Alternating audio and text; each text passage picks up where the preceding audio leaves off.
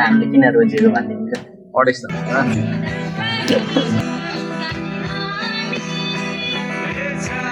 हाम्रो कार्यक्रम चाहिँ अब 1 बजेदेखि सुरु हुन्छ लगभग 2 मा छौँ के भन्न चाहनुहुन्छ तपाईँ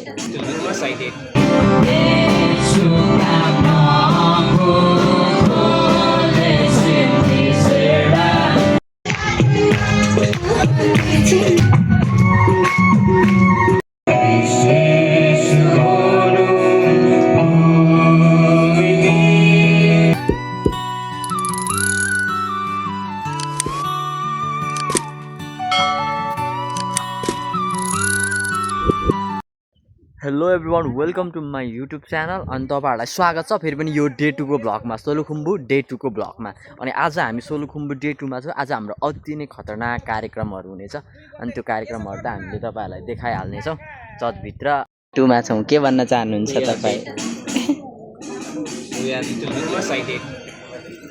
कहिलेकाहीँ कस्तो लाग्यो भन्दाखेरि मलाई आज हिजोदेखिबाट कस्तो फिल भइरहेको छ भने भाषा नेपाली मातृक भाषा सुन्दाखेरि त पहिलो खुसी मिलिरहेको छ हामी यहाँनिर छौँ ठुलुङसँग यहाँनिर ठुलुङ भाषामा त्यो भन्छ कहिलेकाहीँ झिक्रो उहाँले नेपाली बोल्नुहुन्छ नि त ए खुसी लाग्छ ल गाइज अब आजको डे 2 चाहिँ सुरु हुन लागिरहेछ। फर्स्टमा चाहिँ हाम्रो आराधना हुन्छ, त्यसपछि सेसन वचनमा जान्छौँ अनि अब बिस्तारै आउँदै हुनुहुन्छ मान्छेहरू चाहिँ जति धेरै चाहिँ आइसक्नु भएको छैन अनि हामी छौँ मस्त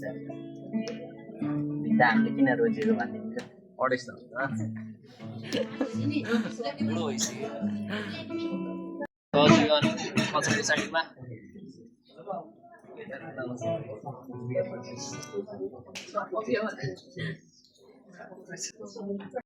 कार्यक्रम सुरु भइसकेको छ फाइनली भन्नुपर्दाखेरि। सो तपाईँहरूलाई यो भजनहरू चाहिँ तपाईँहरूले नबुझ्न सक्नुहुन्छ। किन नबुझ्न सक्नुहुन्छ भने हाम्रो कार्यक्रम रहेको छ थुलुङ मण्डली सम्मेलन अनि जहाँ चाहिँ प्रायः चाहिँ सबैजनाले थुलुङबाटै भजन गाउनुहुन्छ अनि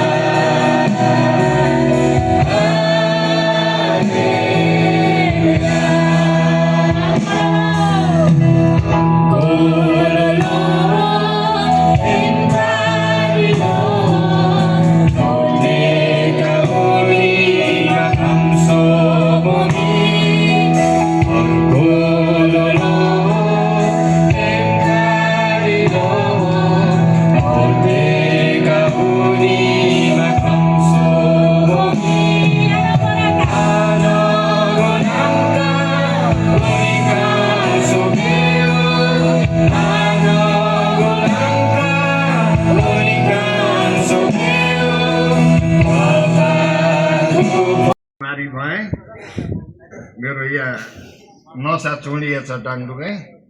अनि बन्द भयो यो जाम भयो अनि केही पनि नसोच्ने अहिले पनि गाइस अहिले हामी छौँ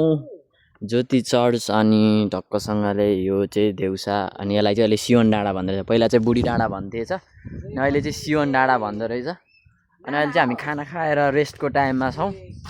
रेस्ट गरिरहेछौँ हाम्रो कार्यक्रम चाहिँ अब 1 बजेदेखि सुरु हुन्छ लगभग त्यस्तै 20-25 मिनट चाहिँ हामी रेस्टमा छौँ अनि अहिले हामी यो सिमोन डाँडाको चर्च ज्योति चर्चको प्रोग्राममा छौँ गाइज आजको डे 2 मा तपाईँहरूलाई एकदमै स्वागत छ गाइज आज चाहिँ हामी सोलुको दोस्रो दिनमा छौँ अनि अहिले हामी यता जङ्गलतिर आइरहेको छौँ हेर्नको लागि घुम्नको लागि एकछिन फ्रेस हौँ खाना खाएपछि भनेर चाहिँ यतापट्टि आइरहेको छौँ तपाईँहरूले जङ्गलमा चाहिँ अति धेरै अब लाली गुराँस त भइहाल्यो तपाईँहरूले देख्न सक्नुहुन्छ अनि म र दाइ चाहिँ यता आएको छौँ कस्तो कस्तो अनुभव भइरहेछ सोलुखुम्बुमा तपाईँलाई फर्स्टचोटि नयाँ अनुभव एकदमै यो त अब फर्स्ट टाइम इतिहासमै अब बाउबाजे आइ नपुगेको ठाउँमा एकदमै खुसी लागिरहेको छ तर मौसमले अलिक साथ नदिएकोले लामो टाढो के अरे दृश्यहरू चाहिँ देख्न अवलोकन गर्न पाइएको छैन हिमालहरू भनौँ न विशेष गरी हिमालहरू र अब अहिले अब चैतको पनि अन्तिम भएको कारणले लाली गुराँसहरूको पनि अलिक कमै मात्र देख्न पाइएको छ अनि एकदमै खुसी छु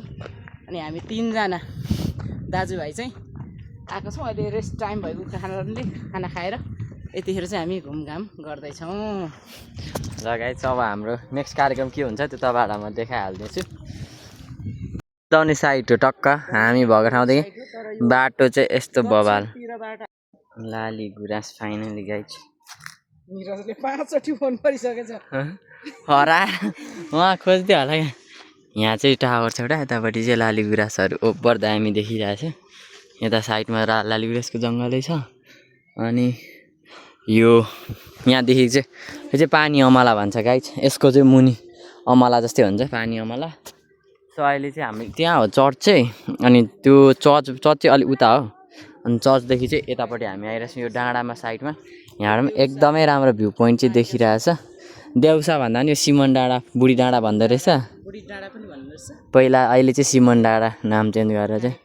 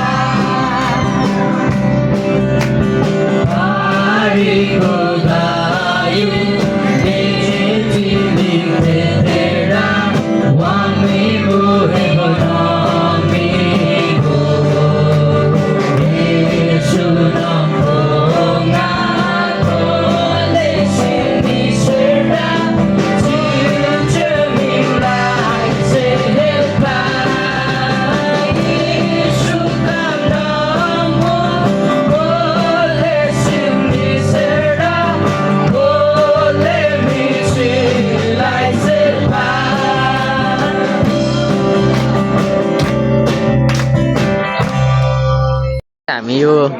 थुलुङ सङ्गतिको डे 2 दोस्रो दिनमा छौँ अनि आज दोस्रो दिनको अन्तिम आज खाना खाने कार्यक्रम भइरहेछ अनि त्यस पछाडि ट्यालेन्ट सो रहेको छ कार्यक्रम हुन्छ कि हुँदैन त्यो चाहिँ मलाई थाहा छैन म भन्न सक्दिनँ गाइस त्यही पनि यहाँ यति धेरै खाना खाइराख्नु भएको छ हामी खानाको वेट गर्दैछौँ अहिले चाहिँ हामी खाना खाएर आएर पनि सुतिसक्यौँ अनि 2 जना मेरो साथीहरू चाहिँ मस्त सुतिसक्नुभयो त्यस कारणले अब म पनि सुत्नुपर्ने हुन्छ डे 3 को भ्लगमा फेरि हामी भेट्नेछौँ bye guys like comment subscribe गर्न चाहिँ नबिर्सिनुहोस्